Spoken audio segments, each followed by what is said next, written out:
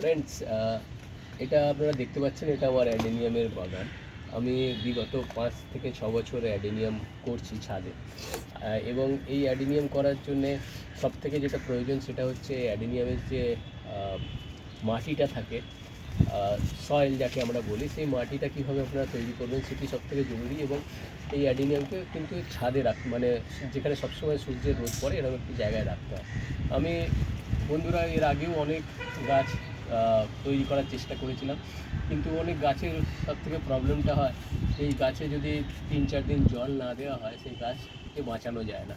কিন্তু অ্যাডেনিয়ামের একটাই ভালো দিক, যেটা খুবই সুন্দর, যে আপনি যদি এই গাছকে 3-4 দিন মানে জল নাও দিতে পারেন, তাতেও কিন্তু এই গাছের কোনো রকম ক্ষতি হয় না। এই যে গাছটার কর্ডেক্স যেটা দেখছেন, এই গাছটি এটি 2 বছরেরই গাছ, এটি বেশি বয়স নয়, 2 থেকে 3 বছর বয়স এই গাছটি। এই গাছের কর্ডেক্সটা দেখছেন আপনি, এই কর্ডেক্স কিন্তু প্রচুর অনেক পরিমাণে জল ধরে রাখে। তো এই জল ধরে রাখার কারণে আপনি যদি 2-3 দিন এটাকে এই গাছে জলও না দেন, তো তাহলেও কিন্তু গাছের কোনো রকম ক্ষতি হয় না। এই কর্ডেক্স থেকে জল নিয়েই গাছটি বেঁচে থাকে। এই কারণে আপনি দেখছেন আমার এই সকল গাছগুলো 5-6 বছর ধরে কিন্তু একই রকম আছে। এরা কিন্তু খুবই হেলদি। কিন্তু এরকম নয় যে আমি রোজই গাছে জল দিই, সপ্তাহে ধরুন 2-3 বার, কখনো কখনো যদি স্কিপও হয়ে যায় তাহলেও কিন্তু এই গাছগুলোর কোনো রকম ক্ষতি হয় না। তো আসুন বন্ধুরা, আজকে আমরা এই গাছটা রিপোর্ট করব এবং যে সয়েলটা তৈরি করব, মিডিয়াটা, সেটা আপনাদের দেখাচ্ছি কীভাবে মিডিয়া তৈরি করলে গাছটা কর্ডেক্স মোটা হবে, গাছটা হেলদি হবে এবং খুব ভালো কালারিং ফ্লাওয়ারও আপনাদের দেবে। আমি যে মিডিয়াটা ইউজ করব সেটা হচ্ছে বালি। আপনারা যে বালি দেখেন, আমরা যে বালি নিই, কারণ এই অ্যাডেনিয়াম এটা ডেজার্ট রোড, এটা মরুভূমির গাছ বলে। তো মরুভূমিতে বালিতেই এই গাছটা হয়ে থাকে। তো বালি মাটির থেকেও খুব ভালো অ্যাডেনিয়ামের জন্য কাজ করে। এটা জল নিকাশি খুব সুন্দর হয়, মানে অ্যাডেনিয়ামের গোড়ায় জল দাঁড়ালে কিন্তু অ্যাডেনিয়াম পচে যাওয়ার একটা চান্স থাকে। তো সেই বালি দিয়ে আপনি যদি মিডিয়াটা বানান, সেখানে কিন্তু অনেকটাই চান্সটা কমে যায় যে অ্যাডেনিয়ামের রুট যেটা আছে সেটা কিন্তু খুবই হেলদি থাকে। তো আমরা একটু বালি নিয়ে নেব, 2-3 একটা কাপে পরিমাণ মতো, 3-3টে কাপ আপনি দেখছেন, একটা ছোটো পট আছে আমার কাছে। তো এই পটে আমরা কিছুটা বালি নিয়ে নেব। এরপর বন্ধুরা, এই বালির সঙ্গে আমরা কোকোপিট, আপনারা দেখছেন, একটু কোকোপিট মিশিয়ে নেব। ওই কোকোপিট কী করে, জলটা ধরে রাখে। এবং এই জল ধরে রাখার জন্য আপনি যেরকম যদি 1 সপ্তাহ জল দিতেও ভুলে যান বা দিতে না পারেন অসুবিধার কারণে, সেইখানে কিন্তু গাছটা কিন্তু আর্দ্রতাটা বজায় থাকে। সেই জন্য কোকোপিট একটু মিশিয়ে নেবো এই বালির সঙ্গে। আর বন্ধুরা, এই বালি আর কোকোপিট কোনোটাতেই কিন্তু কোনো রকম নিউট্রিশন গাছের জন্য থাকছে না। সেই জন্য আমি এই বালি কোকোপিটের সঙ্গে কিছু নিউট্রিশন, যেমন আমার কাছে এটা দেখছেন, এটা একটা হাড় গুঁড়ো পাওয়া যায়, হাড় গুঁড়ো সার বলে এটাকে। এটা 50 টাকা কেজি, মার্কেটে 50-60 টাকা কেজি পাওয়া যায়। তো 1 মুঠো মতো নিয়ে আমি এটাকে মিশিয়ে নেবো। আর এর সঙ্গে বন্ধুরা আমি একটু এটা দেখছেন, এটা কোকোপিট, এটা ওই 25-30 টাকা কেজি পাওয়া যায়, যে কোনো গাছের দোকানে আপনি পেয়ে যাবেন। একটু কোকোপিটও একটু মিশিয়ে নেবো এর সঙ্গে। এটা বন্ধুরা দেখছেন, এটি সিংগুড়ো বলে। এটি কিন্তু একটু মানে কস্টলি প্রোডাক্ট, এটা প্রায় 150 টাকার মতো কেজি আপনি পাবেন। এটি হালকা অল্প আপনি একটু মিশিয়ে নিতে পারেন। এর সঙ্গে বন্ধুরা এটা দেখছেন একটি পটাশিয়াম বা পটাশ বলে, এটি গাছের ফুলের কালার আনতে সাহায্য করে।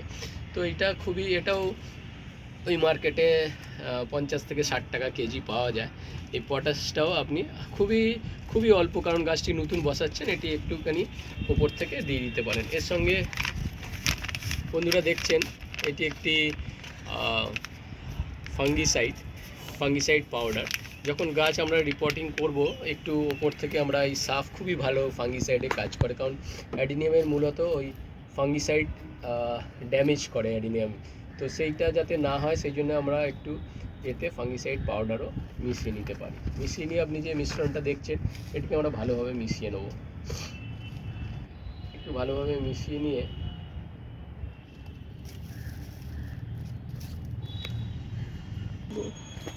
এবার বন্ধুরা দেখছেন, আমি একটি 6 থেকে 6.5 ইঞ্চির টব এটা নিয়েছি, এবং এই টবে কিন্তু পেছন দিকে দেখবেন অনেকগুলো হোল করা আছে, এটি ড্রেনেজে সাহায্য করবে।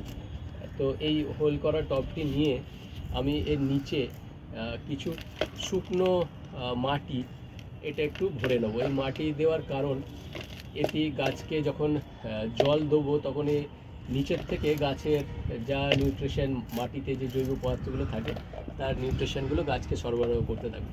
ওই জন্য একটা নিচের লেয়ার আমি এই মাটি দিয়ে ভরে নেব এইভাবে।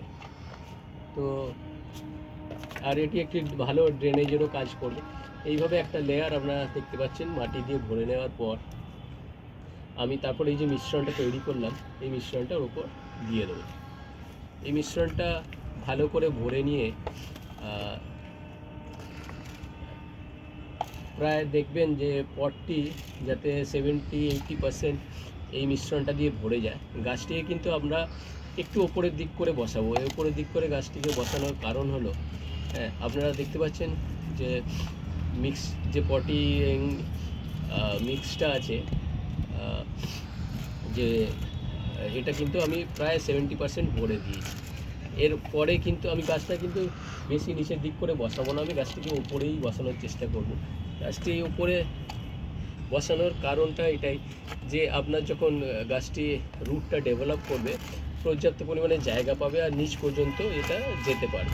তো আপনারা যেমন দেখছেন আমি এই গাছটিকে বসিয়েছি একদমই ওপরে, এবং এই বসানোর পর গাছটিকে হালকা হালকা আমরা এই বালির যে মিশ্রণটা আমরা তৈরি করেছি, বালি, কোকোপিট, এই মিশ্রণটা দিয়ে হালকা করে ঢেলে দেবো। গাছটি কিন্তু প্রথমে একটু আপনারা যেমন দেখছেন হয়তো খুব একটা স্টেবল হবে না, কারণ এটা পুরোটাই বালিতে বসানো। কিন্তু গাছটি আস্তে আস্তে যখন জল দেবেন 1 সপ্তাহ পরে গাছটি কিন্তু আস্তে আস্তে রুটও ডেভেলপ করবে আর নিচের দিকেও যাবে, যখন গাছটি কিন্তু একদমই স্টেবল হয়ে যাবে।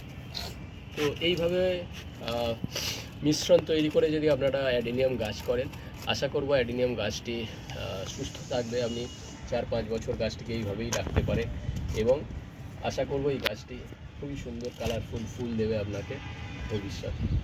তো বন্ধুরা, যদি আপনার এই ভিডিওটি ভালো লেগে থাকে তাহলে লাইক শেয়ার করবেন। আর আপনাদের যদি কোনো রকম প্রশ্ন থেকে থাকে আরও অ্যাডেনিয়াম সম্বন্ধে, তাহলে আপনি আমাদের ভিডিওর নিচে জানাতে পারেন। আমি চেষ্টা করব আপনাদের প্রশ্নের উত্তর দেওয়া।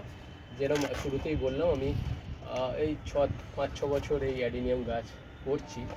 আমি কিন্তু আমার কাছে কিন্তু একটা গাছও আজ পর্যন্ত মরেনি। আমি কিন্তু অ্যাডেনিয়াম গাছটা এইভাবেই তৈরি করি এবং এটিকে পর্যাপ্ত পরিমাণে সূর্যের রোদে, আমার কিন্তু ছাদে বাগান আপনারা দেখতে পাচ্ছেন, পুরোটাই ছাদে আমার অ্যাডেনিয়াম রয়েছে। তো এইভাবে যদি করেন অ্যাডেনিয়াম গাছকে বাঁচাতেও পারবেন, সুস্থ রাখতে পারবেন। সঙ্গে থাকবেন বন্ধুরা, ধন্যবাদ।